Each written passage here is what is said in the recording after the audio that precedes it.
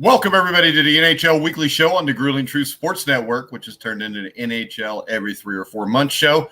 I am your co-host, Mike Goodpaster. Right now, I'd like to welcome in the NHL beat writer for the Grueling Truth, Sam McGinnis. How you doing, Sam? I'm doing great. Hockey's back, and we should turn this back into a weekly show now that hockey's actually existent again. Yeah, it'll make it a lot easier with hockey actually going on to do a weekly show. On March 12th, the NHL hit the pause button on this past season because of the coronavirus pandemic. Now, tomorrow, players will hit the ice again as the NHL's return to play plan hits phase 4 and the postseason begins. Unlike the traditional playoff format, the league is running a 24-team tournament with 12 teams from each conference playing in fanless arenas in Toronto for the East and Edmonton, Alberta for the West. The top 4 teams in each conference are in the round of 16. Seeds 5 through 12 will square off to see who will take the next step towards immortality, for lack of a better term. Sam, are you excited about this? Oh, yeah. We've got a whole bunch of more teams. I don't mind that at all. Although I would like to keep it to the normal 16. It's nice to see something new even. All right, so we have some viewer questions that were sent to us through Twitter at Grueling Truth. And we're going to start off with Dan. I guess his name's Dan. It's at Dan1969. What new element are you most looking forward to as the NHL embarks on this bubble experiment? Just the fact that it's there. I mean, we've been missing sports for however long. And, the MLB just got back. The NBA just got back. What was that, yesterday? Just the fact that it's back, I have something to actually report on now. We got something to watch. You got something to do now, Sam. Yeah, we have some exciting sport. Like the NHL is big deal for me personally too. So yeah, and I think the NHL is lauded for this time of year, playoff time. Unpredictable brand during the postseason play. And even more chaos, I think, with best-of-5 play-in series. No complaints from me there. The play-in series, I think, will be the best part of this 2-month experiment and will provide more than enough enjoyment for however long this lasts. Hopefully it'll last to the end. So I think the question is this: can they pull the bubble off, and will they make it all the way to the Stanley Cup Finals? Because I don't hold out a lot of hope for baseball, but baseball, you're actually flying around the country, or at least regions, which makes you a little bit more susceptible to testing positive for this. So I think the big question is, can they pull it off and actually finish this up? Well, here's a question that goes with that. Can they afford not to pull it off?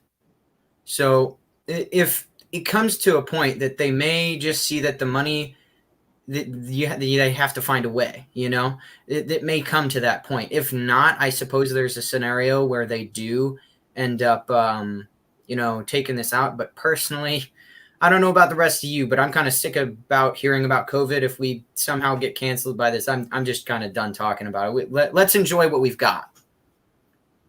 Yeah, I think the good thing here is you're playing it in Canada, which is flattened the curve and currently has a 7-day average of about 496 cases per day. So at least 25 states in the United States have a higher average than that. So I think we've got that going for it too. So I think there's actually a good chance. Now, another question. And this is from at Red Wings 27. Oh boy. He wants to know which play-in series is the most interesting to us. I think now this may not be because of how long the series will go, but I personally have kind of liked both the Hurricanes and the Rangers. So that's going to be a series I'm definitely looking forward to watching anyway. How competitive it will be is going to depend, because the season series definitely went to the Rangers. Yeah, and I agree. Part of that's because I'm a Rangers fan. But from a purely stylistic standpoint, I think Carolina has built its team around high possession hockey, throwing tons of shots on nets. And New York will oblige that, as its defense allowed the league's most shots per attempt, or most shots per 60 minutes, at like 61.56. So I think that, to me, is the most intriguing matchup, just because of styles. All right, next question is at NHL 423. A lot of numbers tonight. If we make it to the end, who do you guys see winning the cup? Oh, goodness. So here's the thing. I want to point out the Blues are still the same team. Okay, they've still got the same pieces, so I wouldn't be surprised to see the Blues back. But at the same time, I wouldn't be surprised to see the Flyers there either. And the reason is because they can beat good teams, and especially in this first round for them, where they're going to be playing nothing but good teams. I could see them being the first place for their set because they're not in an elimination round. For those who don't know. I think I'm going to go with the Avalanche. If you look at them, they were missing a couple players that throughout the season off and on that are now healthy. I think the Avalanche are now a completely healthy team, and I think they've got the most dominant line out west. And I think if Nazem Kadri can provide an offensive punch on the second line, I think this is a team that actually could win the Stanley Cup. Yeah, I definitely agree with you. I'm unfortunately prone to the Blues here. I'd much prefer the Avalanche. I actually don't like the Blues very much at all. Like, not even a little. Why don't you like the Blues, Sam? In straight up, part of it, I'm not even sure I have a reason. Okay. I thought maybe it's because they beat up your Red Wings all the time, but then I remembered, hey, everybody beats up Sam's Red Wings. All right. Let's go ahead and look at the top 4 teams who will have to play in to see who's 1 through 4. The Bruins, the Capitals, the Lightning, and the Flyers. Where do you see these guys falling 1 through 4? Okay, so I'm going to put the Flyers at 1. I can see them beating good teams, as I said. And in 1 week, they beat it was like the Capitals, the Blues, and the Bruins or something like that. So I can see that happening again. They seem to have a tendency to be able to do that. So I'm going to put the Flyers at 1. This is going to be a battle then between Washington and the Bruins. I'll say Bruins at 2, Washington at 3. I still don't trust the Lightning. They sit at 4 for me. All right. I'm going to go kind of the opposite. I'm going to go Bruins at number 1. I think they have the deepest and most battle-tested roster. So I trust them a little bit more. Washington at number 2. I'm going to go with the Lightning at 3 and the Flyers at number 4, Sam. I mean, with Carter Hart being a new goalie who's never played in the playoffs, that could also be a thing that could happen. He could break down because we haven't seen him really in the playoffs. I don't think at all yet.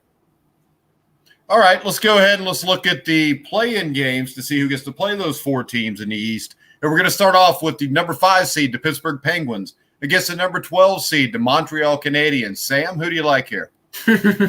Oh, I like Pittsburgh for this one. You got Crosby, you've got Malkin, you've got Tristan Jarry, who's been great this season. They're just a better team all the way around. When you think Canadians and when you look at the numbers, it almost reminds me of the Detroit Lions. I just kind of think like meh is what comes to mind is the word. So I don't really see it's possible because, anything is truly possible, but I would think in 3 to 4 games, you're going to see Pittsburgh winning here. However, the season series was a little closer.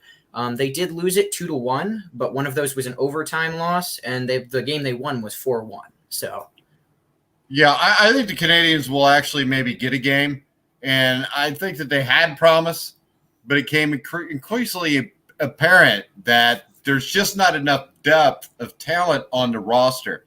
So I think maybe they could steal one of those first 2 games, but I like the Penguins in 4 games also, Sam. So we're going to agree on that one. So we'll probably be wrong big time there. Then next up, we've got the number 6 seed, the Carolina Hurricanes, battling the 11th seed, New York Rangers. Sam, what do you think? Okay, look at the season series. Carolina lost all 4 games. The Rangers kind of feel like an exciting upcoming group. And that's the feel I'm getting from them. And although Carolina has had playoff success, I'm going to say that the Rangers will actually take this. But I'm going to say in 4 to 5 games. I know the season series was a sweep, but you do have to take into account, Carolina has had some playoff success. They're not incompetent by any means. They're actually a good team. But I do believe the Rangers will pull this one off. Well, how about this? I think that the coronavirus gave the Hurricanes a chance to do something because when the coronavirus came, the Canes were banged up. And, now I think they're going to be healthy. It's been a few months. I think it gives them a lot better chance here. When you look at this, I mean, the forward depth, I think, goes to Carolina. The defense goes to Carolina. But the big thing to me is the goaltending, I think, goes to New York, Sam. Well, that depends. That depends. They're probably I'll say they'll go with they have 3 goalies they could really pick from, maybe 2 depending on how you look at it. You've got the old veteran and Henrik Lundqvist, who's played a lot of playoff hockey, but then you've got the new kid who went 10-2 this season, Igor Sherstinkin. And the thing is it depends on how he plays, because I'm not sure Henrik has really got a ton left in him, so he might not be your number 1 option. So it might depend on how that rookie does. But with the rookie, I mean, you've got Henrik Lundqvist still there. So I mean, he started to drop off a bit this season, though. Yeah, but the thing is this: I mean, he's had 3 or 4 months off. It's not like he's going to be tired. And I'm just saying that if the rookie has a little issue, they've got. Then I mean, Lundqvist is not a bad option. I'm going to go with the Rangers in 5 here, basically because I'm a Rangers fan, and that's about it. Because I think this series, even though it was 4-0 in the regular season, as I said before, I think this promises to be the most entertaining of the seasons. And I just think it's going to come down to goaltending. I think the Rangers simply have better options in net. I think that helps them pull off the upset here. And the thing is, in a short 5-game series with no real home ice advantage and a few months off, there could be a lot of upsets here. Heck, we saw a lot of upsets during the playoffs last year without all this going in. I would almost say it's the reverse, because something I heard is with that, the better team could win more of the time. So we don't really know at the end of the day what will happen when it comes to upsets versus not. But yeah, last year, both the first seeds and both the second seeds lost. Like, who's going to predict that? So you have to keep everything in mind. The thing here is this, though. I mean, if you're the better team, you're going to have the higher seed and you were going to have the home ice advantage. But I don't know how it makes it better. I mean, think about that. When they talk about home ice advantage, let's say you get a 7-game series, you only get 1 more game at home than they do. It's not really, I think, maybe as much of an advantage that people really think it is. Well, I'm not one that thinks home ice or home field or home court advantage is that big a deal anyways. It usually comes down to whichever team's better during that series. Next up, we got the other New York team, the Islanders, the number 7 seed, against the Florida Panthers, Sam. Yeah, this is one I'm locked in. I'm talking 3 games. I wrote an article about this, but I'm gonna back up and even say that the Islanders win in 3. Okay, so the Islanders have beaten them in a series in the past. They beat them in the season series. Bobrovsky has had an awful year, and they really just don't. The back end comparison is just bad. I believe the Panthers were 6th worst in the league in goals, either in goals allowed, period, or goals per game allowed, where the Islanders are one of your top teams for that. And that will even help the Islanders offense score, who doesn't score as much because their back end isn't as good. And I think they'll be able to handle the high-powered offense, at least somewhat, of the Panthers. So I do think that this may or may not be competitive, but I do have the Islanders in 3. Yeah, I think it'll be competitive. I got the Islanders in 5. I think the Panthers' offense presents a problem. And the Islanders' defense is great. But remember this. Last year, the Islanders were eliminated by the Canes after scoring only 5 goals, I think it was, in 4 games. They're definitely going to have to do better than that. I actually think that – I mean, does this whole layoff help a defensive team have an advantage over an offensive team coming out of the gate in the first round, Sam? I mean, again, we don't really – there's no definitive answer to that because we haven't seen it. Okay, I'm not asking for a definitive answer. I'm asking for your opinion. I think when it comes down to it, the question then you're asking is it easier to play offense or defense? Because whether you're getting in a rhythm or not, I think that it really won't matter either way. I think that it should be pretty much even. And that's just my opinion. All right, next up, we got the number 8 Toronto Maple Leafs against the number 9 Columbus Blue Jackets. What do you think, Sam? Did Blue Jackets start a little run like they did last year? This will be a good series, okay? So this one is harder for me. Either team could definitely win, but I'm going with the Blue Jackets. think about all that they had to endure this year. Okay, they went through a crap ton of injuries, and even during those injury periods, did better. So I see this as either a coaching or overachieving kind of a team. And when it comes to that, what do I think of the Maple Leafs? Well, I almost think they're the opposite of that. So which one do I trust more? It's the Blue Jackets. Now, either team could definitely win. But when you look at it, this is almost minus the offense of the Blue Jackets because it's not that good. This is almost a similar matchup as to that of the Bruins. Good goaltending, good defense. Same thing with the Bruins. The only thing missing there is the offense. So maybe that's the extra piece that pushes the Maple Leafs over. But I'm going to say the Blue Jackets on this one. I hope you're right, but I'm going to take Toronto in 5. I think Columbus should give Toronto fits with its forecheck, but Toronto is the only team that has any kind of home ice advantage. They're actually playing on their home ice. And I know, sure, they have to stay in hotels, be away from their families, but this game is being held at Toronto Maple Leafs Arena. And no matter how you spin it, there has to be some at least small element of home ice advantage. I think these two teams are really close. It really wouldn't surprise me either way, but I'm going to go with the Maple Leafs in 5, Sam. Well, and something interesting I heard about the Maple Leafs that might be a bigger challenge for the Jackets, although it may diminish some depth, is that they may put their top 3 forwards, both Marner, Matthews, and I keep forgetting that other guy's name, but he came from the Islanders. All 3 of those all-star elite players on one line. That's going to be tough to defend. All right, let's transition to the Western Conference, Sam. We've got Colorado, St. Louis, Dallas, Las Vegas as the top 4. Where do you see them falling seeding-wise, 1 through 4 after these play-in games? Okay, so I put the Blues at 1. I might put Vegas at 2. I'm gonna have Dallas at 3 or 4, but I gotta think. Probably I'll put the I'll put the Avs at 3 and Dallas at 4. All right, I'm going to put it this way. Las Vegas still healing. I think they're going to be number 4. I think the Stars are a stout defensive team. I'm going to put them at 3. I think the Avalanche will make an early statement with a win over St. Louis for the top seed in the conference. So I'm going to go Avalanche 1, Blues 2, Stars 3, Golden Knights 4.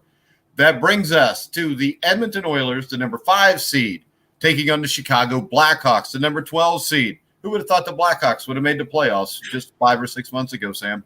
Oh, also, don't forget, they were dead last in their division. Yeah. Well, they still weren't as bad as the Red Wings. So, Edmonton, Chicago, what do you think? I'm taking the upset here. So, first off, Mike Smith. Still don't trust him. Look at last season when he played for the Flames. They ended up losing in 5 to the Avs, who at the time were a lower seed than them. Granted, the Avs are the Avs, but I have a hard time trusting Mike Smith. Okay, and Corey Crawford is proven in the past, although there may be some questions now. He is proven in the past at the least. And I kind of, again, see the Chicago Blackhawks as kind of exciting in a way. And if you look at the season series, they did win it 2-1. I see this as one of those potential upsets for sure. If it is going to be, I'm going to say it's going to be in 4 or 5. All right, I'm going to go with Edmonton in 4. I think you got McDavid. I mean, I just think that it is McDavid. It is McDavid and Leon Draisaitl. I mean, that should win the heart. I think those two by themselves could beat the Blackhawks in 5. But I'm going to, since they've got other guys with them, I'm going to say Edmonton in 3 or 4. I just don't. I mean, the Blackhawks are a team that would not be sniffing the playoffs if it wasn't for, the craziness of 2020. So I'm just going to say Edmonton. I wouldn't mind that the Blackhawks win. I like upsets. I would like it if all the lower seed teams won. But that's what I got there. Next up, we got the number 6 Nashville Predators against the 11th seed, the Arizona Coyotes, Sam. Okay, so here's my caveat as to whether the Nashville Predators will win or lose. Whether they play Saros or Pekka Rinne. If they play Pekka, they're going to lose. They play Saros, they will win. Either way, it will be in 5 games. You look at Pekka, though. This is why I say this.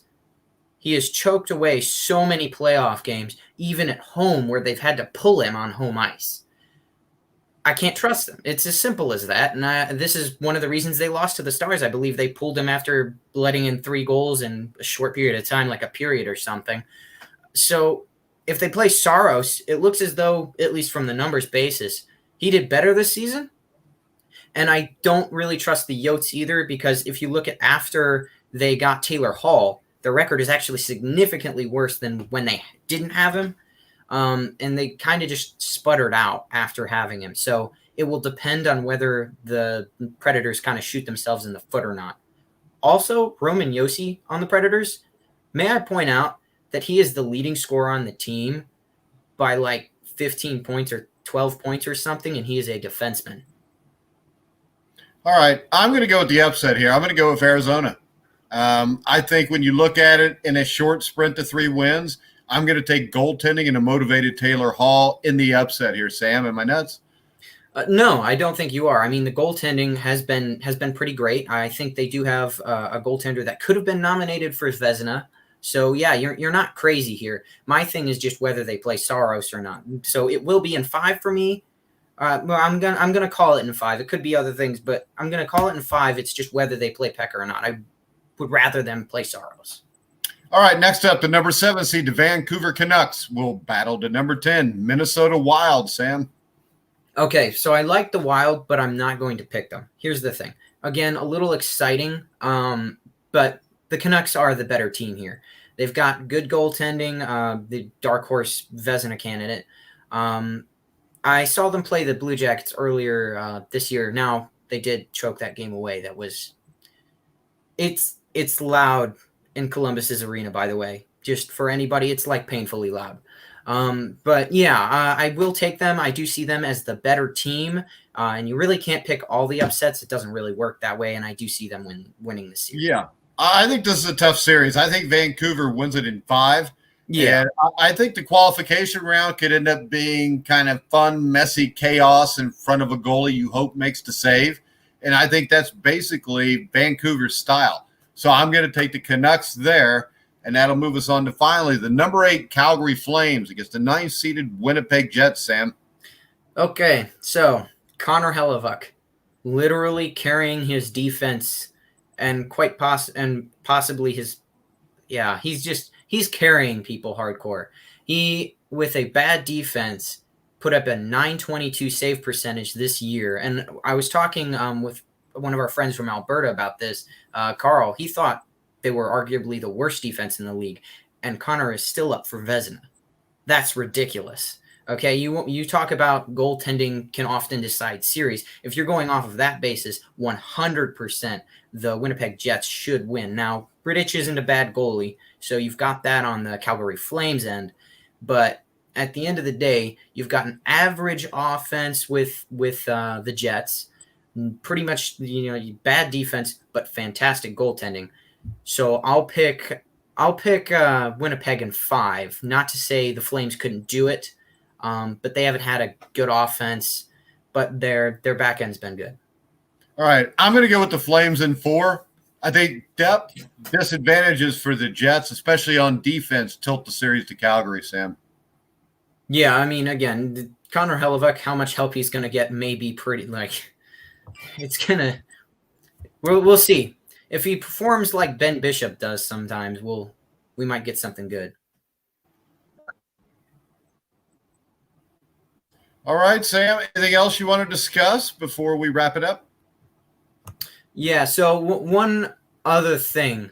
You want to talk top goaltenders real quick, because we talk about this sometimes. I know you do. Goaltending decides series and such. You got Ben Bishop and Connor Hellebuyck, as along with Biddington, might be the best goalies in the West versus Rask. You've got Vasilevsky, Elvis in the East. Might be missing somebody in that mess. But one goalie I'm interested about is how Leonard will do coming with Vegas. So I think for whatever reason, Leonard has been downgraded this season. People don't see him as well as they maybe should. And I'd like to see how he does with a struggling Fleury if they put Leonard in. I'd like to see how that goes with Vegas. Yeah, I think the one thing that makes this exciting, I think, is the fact that we've never seen anything like it before. There's no fans. It's the NHL. You know these guys are going to go out and bust their butts every night, bust each other's butts every night. And I think that it's playoff hockey. Now, my question is, without the fans in the stands, I don't think for the players it really makes that big a difference. I mean, if you've played at a fairly high level, college or professional in any sport or coached it, you realize that you don't really notice the crowd. And I mean, that's proven by how many upsets we get in the playoffs every year where the lower seed, even though they don't have the extra game, end up winning the series. So to me, I think fan experience wise, I watched an NHL game yesterday. I watched an NBA game last night. And the NBA seems like just a pickup basketball game at a local park. The NHL still seemed like the NHL to me, Sam. Man, that wouldn't bother me at all if that's the way this went down. I watched part of the exhibition game from Columbus versus the Bruins yesterday. I'm hoping we get the same level of energy. Now, it won't be the same, obviously, because the crowd won't be there. At least for the fans, it might not be the same because you're not getting, the big scoring yells and so on and so forth. And, you don't get the chants and stuff. But again, there's enough to complain about in life. And I'm just sick of hearing about COVID. So let's move on to another topic. What's COVID, Sam? I don't know. I forgot all about it. All right. Well, just make sure you wear your goggles, your face mask, and your leotard, and everything will be fine. You want to tell everybody where they can follow you on Twitter, Sam? Yeah, you can follow me at SamuelMcG22 on both Twitter and Instagram. Hopefully, as these series go on, we should be putting this back into a weekly show because we'll actually have things to talk about now, which means we might have previews of game 4s and 5s, maybe something like that. But yeah, it might be game 4 and on is what I'm thinking. All right, Sam. So make sure you follow Sam there for any updates on the NHL show. To send questions, you can do it there, or you can tweet it to me at Grueling Truth or send us a direct message. We'll get your questions on air. Make sure you listen to all of our live shows, including the NFL show, every Monday through Friday at 1 o'clock Eastern time. Sometimes Sam shows up and tries to convince us Kirk Cousins is the number 6 quarterback in the NFL. Oh, yeah, that was interesting. I think, actually, for the most part, minus 1 or 2 things, we were pretty agreed on the top 10, minus a couple things such as Kirk Cousins. Yeah, well, Kirk Cousins is a big thing when you're talking top 10. I want to remind everybody, go check out and like our Facebook page, The Grueling Truth. You can hear all of our podcasts on iHeartRadio, iTunes, TuneIn, Spreaker, Stitcher, over 300 different media outlets. You can hear or see all of our live shows on YouTube and Facebook. So for now, for Sam McGinnis, I'm Mike Goodpaster. You've been listening to The Grueling Truth, where the legends speak.